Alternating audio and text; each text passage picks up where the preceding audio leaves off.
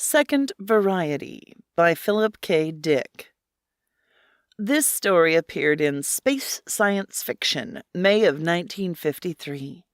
Extensive research by Project Gutenberg at Gutenberg.org did not uncover any evidence that the U.S. copyright on this publication was renewed. Part 1 of 5. The Russian soldier made his way nervously up the ragged side of the hill, holding his gun ready. He glanced around him, licking his dry lips, his face set. From time to time he reached up a gloved hand and wiped perspiration from his neck, pushing down his coat collar. Eric turned to Corporal Leon. "Want him, or can I have him?" He adjusted the view sight so the Russian's features squarely filled the glass, the lines cutting across his hard, somber features. Leon considered. The Russian was close, moving rapidly, almost running. "Don't fire. Wait." Leon tensed. "I don't think we're needed." The Russian increased his pace, kicking ash and piles of debris out of his way. He reached the top of the hill and stopped, panting, staring around him. The sky was overcast, drifting clouds of gray particles. Bare trunks of trees jutted up occasionally. The ground was level and bare, rubble-strewn, with the ruins of buildings standing out here and there like yellowing skulls. The Russian was uneasy. He knew something was wrong. He started down the hill. Now he was only a few paces from the bunker. Eric was getting fidgety. He played with his pistol, glancing at Leon. "Don't worry," Leon said. "He won't get here. They'll take care of him." "Are you sure? He's got damn far." "They hang around close to the bunker. He's getting into the bad part. Get set." The Russian began to hurry, sliding down the hill, his boots sinking into the heaps of gray ash, trying to keep his gun up. He stopped for a moment, lifting his field glasses to his face. "He's looking right at us," Eric said. The Russian came on. They could see his eyes like two blue stones. His mouth was open a little. He needed a shave. His chin was stubbled. On one bony cheek was a square of tape showing blue at the edge. A fungoid spot. His coat was muddy and torn. One glove was missing. As he ran, his belt counter bounced up and down against him. Leon touched Eric's arm. "Here one comes." Across the ground, something small and metallic came, flashing in the dull sunlight of midday. A metal sphere. It raced up the hill after the Russian, its treads flying. It was small, one of the baby ones. Its claws were out. Two razor projections spinning in a blur of white steel. The Russian heard it. He turned instantly, firing. The sphere dissolved into particles. But already a second had emerged and was following the first. The Russian fired again. A third sphere leaped up the Russian's leg, clicking and whirring. It jumped to the shoulder. The spinning blades disappeared into the Russian's throat. Eric relaxed. "Well, that's that. God, those damn things give me the creeps. Sometimes I think we were better off before." "If we hadn't invented them, they would have." Leon lit a cigarette shakily. "I wonder why a Russian would come all this way alone. I didn't see anyone covering him." Lieutenant Scott came slipping up the tunnel into the bunker. "What happened? Something entered the screen."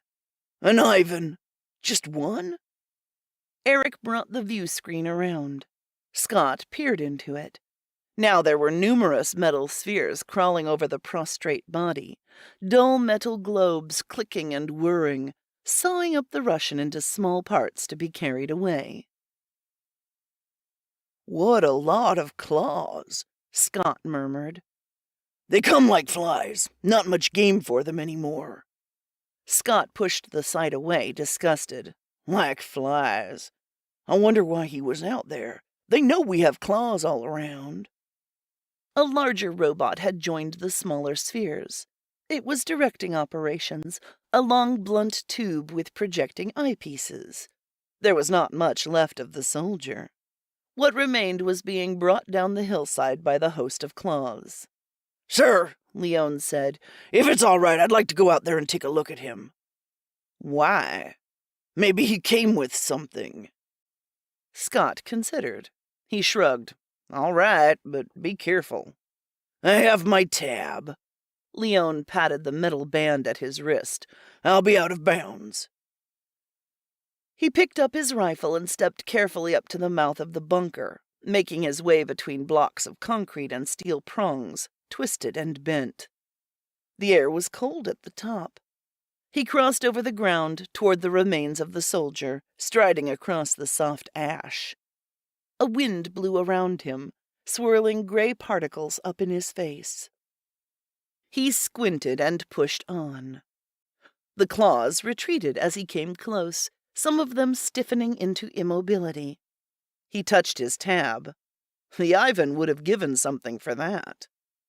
Short, hard radiation emitted from the tab, neutralizing the claws, putting them out of commission. Even the big robot with its two waving eye stalks retreated respectfully as he approached. He bent down over the remains of the soldier. The gloved hand was closed tightly. There was something in it. Leone pried the fingers apart. A sealed container, aluminum, still shiny.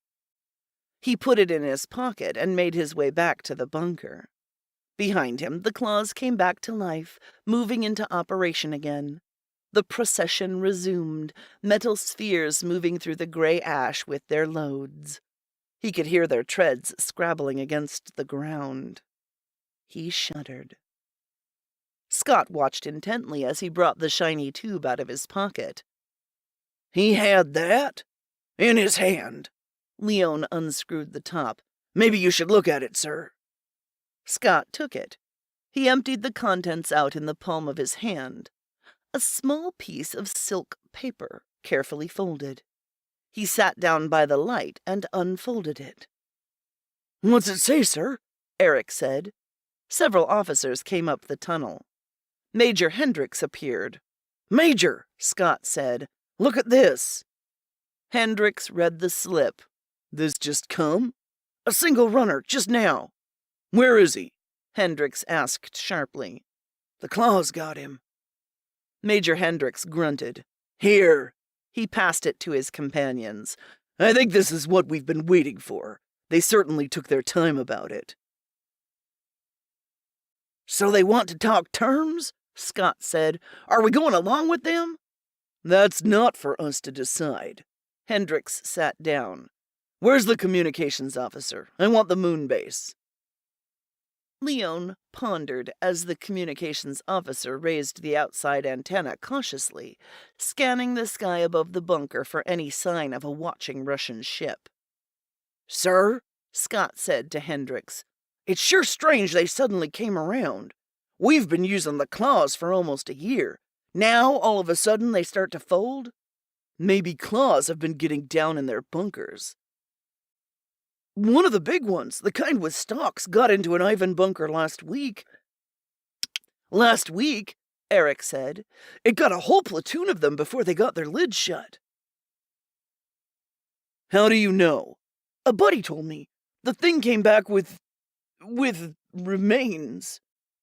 "Moonbase, sir," the communications officer said. On the screen, the face of the lunar monitor appeared. His crisp uniform contrasted to the uniforms in the bunker, and he was clean-shaven. "Moonbase. This is Forward Command L. Whistle, on Terra. Let me have General Thompson." The monitor faded. Presently, General Thompson's heavy features came into focus. "What is it, Major?" "Our claws got a single Russian runner with a message. We don't know whether to act on it. There have been tricks like this in the past." "What's the message?" "The Russians want us to send a single officer on policy level over to their lines, for a conference. They don't state the nature of the conference. They say that matters of..." He consulted the slip. Matters of grave urgency make it advisable that discussion be opened between a representative of the UN forces and themselves. He held the message up to the screen for the general to scan. Thompson's eyes moved. What should we do? Hendricks said. Send a man out. You don't think it's a trap? It might be, but the location they gave for their forward command is correct. It's worth a try at any rate. I'll send an officer out, and report the results to you as soon as he returns. All right, Major. Thompson broke the connection. The screen died. Up above, the antenna came slowly down. Hendricks rolled up the paper, deep in thought. I'll go, Leone said. They want somebody at policy level. Hendricks rubbed his jaw. Policy level? I haven't been outside in months. Maybe I could use a little air. Don't you think it's risky? Hendricks lifted the view sight and gazed into it. The remains of the Russian were gone. Only a single claw was in sight. It was folding itself back, disappearing into the ash like a crab. Like some hideous metal crab. That's the only thing that bothers me. Hendricks rubbed his wrist. I know I'm safe as long as I have this on me, but there's something about them. I hate the damn things. I wish we'd never invented them. There's something wrong with them. Relentless little... If we hadn't invented them, the Ivans would have. Hendricks pushed the sight back. Anyhow, it seems to be winning the war. I guess that's good. Sounds like you're getting the same jitters as the Ivans. Hendricks examined his wristwatch. I guess I'd better get started if I want to be there before dark. He took a deep breath and then stepped out onto the gray rubbled ground. After a minute, he lit a cigarette and stood gazing around him. The landscape was dead. Nothing stirred. He could see for miles, endless ash and slag, ruins of buildings. A few trees without leaves or branches, only the trunks. Above him, the eternal rolling clouds of gray, drifting between Terra and the sun. Major Hendricks went on. Off to the right, something scuttled, something round and metallic. A claw going lickety-split after something, probably after a small animal, a rat. They got rats, too, as a sort of sideline. He came to the top of the little hill and lifted his field glasses.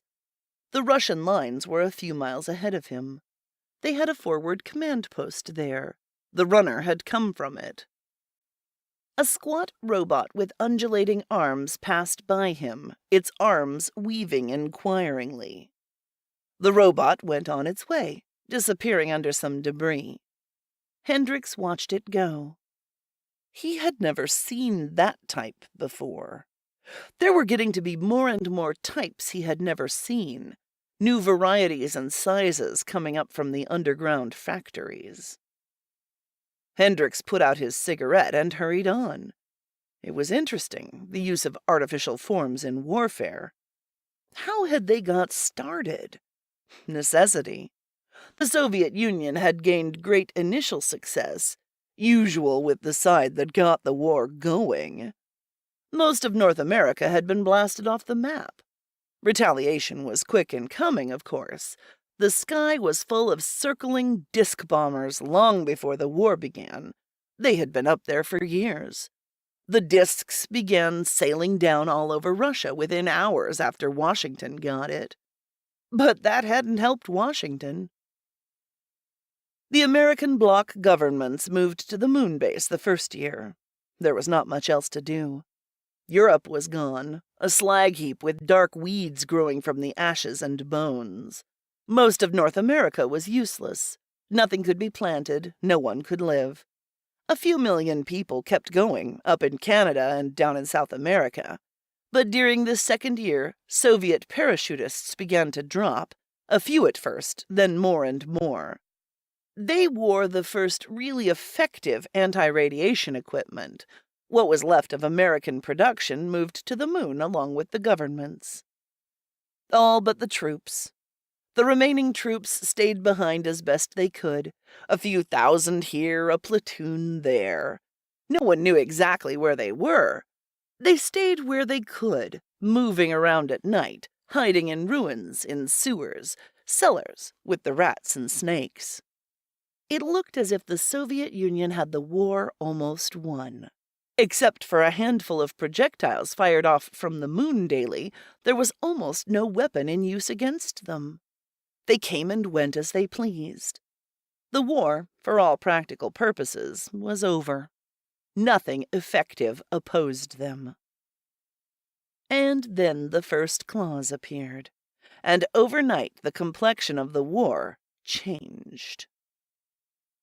The claws were awkward at first, slow. The Ivans knocked them off almost as fast as they crawled out of their underground tunnels. But then they got better, faster and more cunning.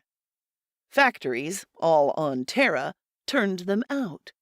Factories a long way underground, behind the Soviet lines. Factories that had once made atomic projectiles, now almost forgotten. The claws got faster, and they got bigger. New types appeared, some with feelers, some that flew. There were a few jumping kinds. The best technicians on the moon were working on designs, making them more and more intricate, more flexible. They became uncanny. The Ivans were having a lot of trouble with them. Some of the little claws were learning to hide themselves, burrowing down into the ash, lying in wait. And then they started getting into the Russian bunkers, slipping down when the lids were raised for air and a look around. One claw inside a bunker, a churning sphere of blades and metal. That was enough. And when one got in, others followed. With a weapon like that, the war couldn't go on much longer. Maybe it was already over. Maybe he was going to hear the news. Maybe the Politburo had decided to throw in the sponge. Too bad it had taken so long. 6 years. A long time for war like that, the way they had waged it.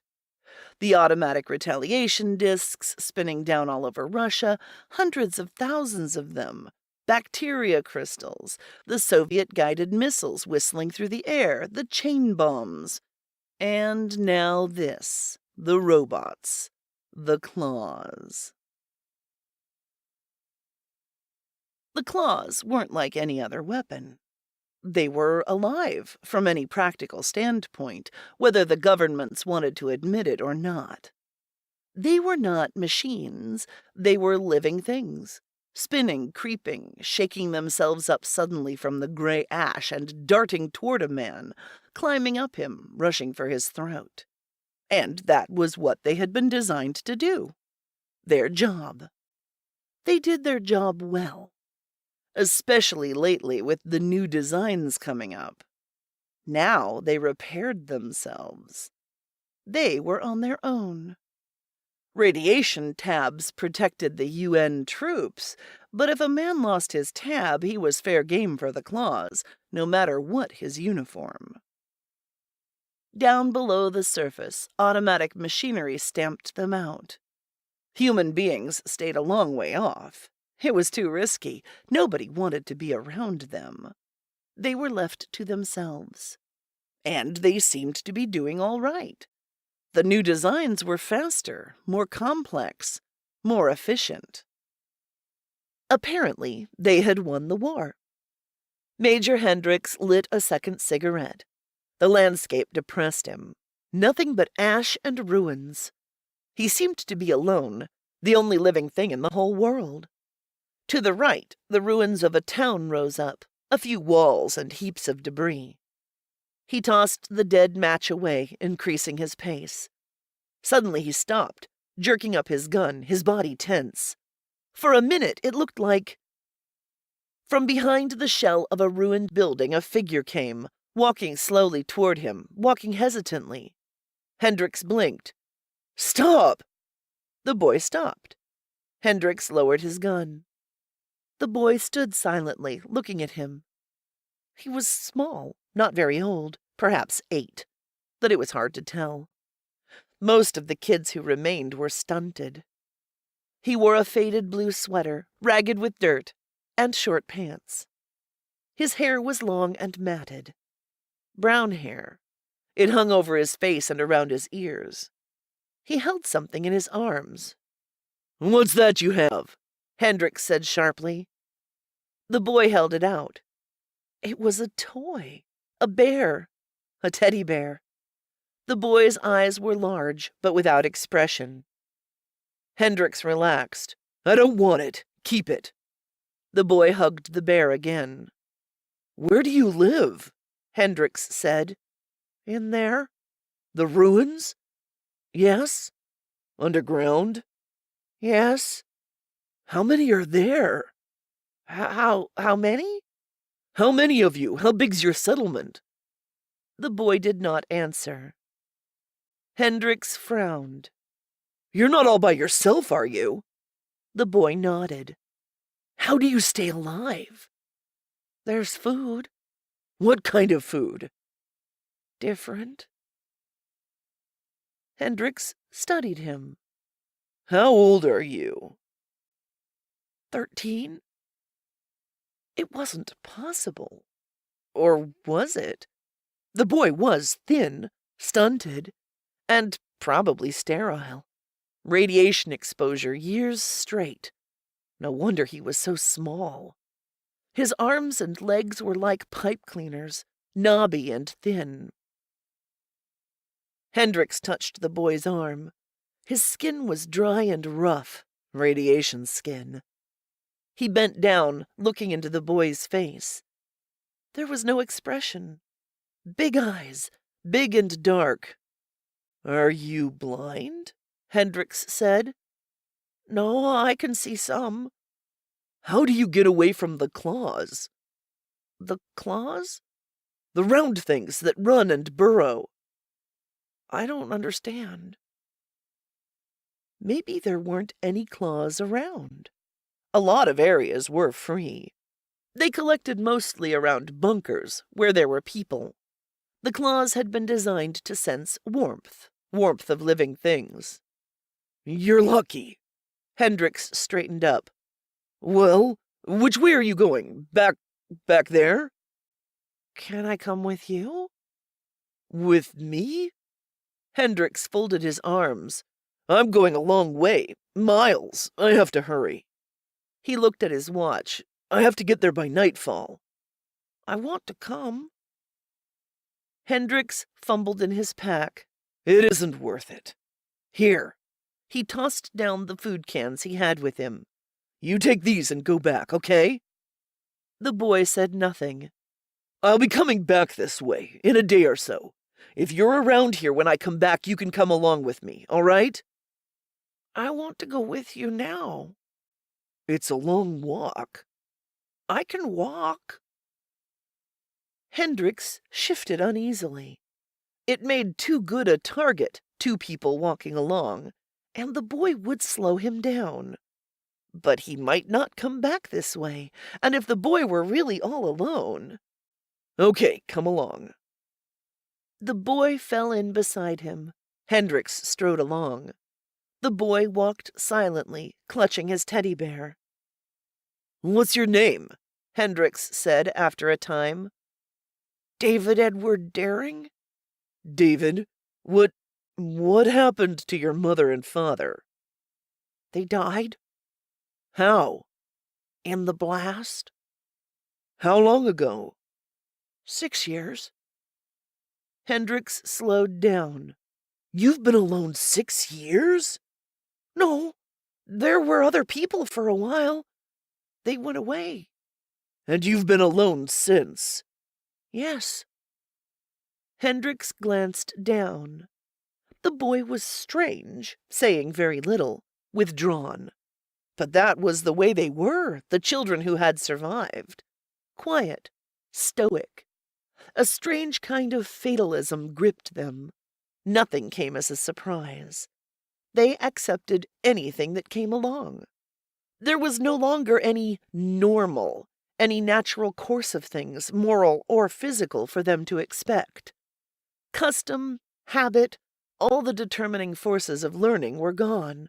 Only brute experience remained.